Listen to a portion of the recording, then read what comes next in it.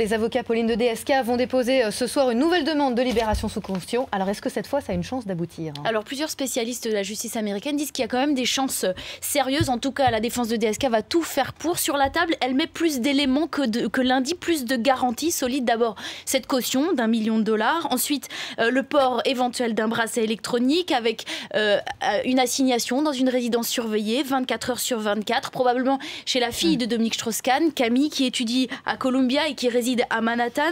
Et puis Dominique Strauss-Kahn qui renonce par écrit sous serment à toute possibilité d'extradition. Il a déjà remis son passeport aux autorités américaines. Il s'engage maintenant à remettre son document de voyage de l'ONU pour prouver qu'il ne quittera pas le territoire américain le temps de la procédure légale. Donc autant d'éléments pour contrecarrer les soupçons de fuite qu'on avait mis en avant lundi, que la juge Melissa Jackson avait mis en avant, pour éviter aussi un nouveau Polanski, ce cinéaste qui avait quitté les États-Unis. La justice lui avait couru après pendant plus de 30 ans. Eh bien c'est pour éviter tout ça. DSK en fait qui s'engage aussi à assister à toutes les audiences. Ses avocats mettent en avant la solidité des garanties financières.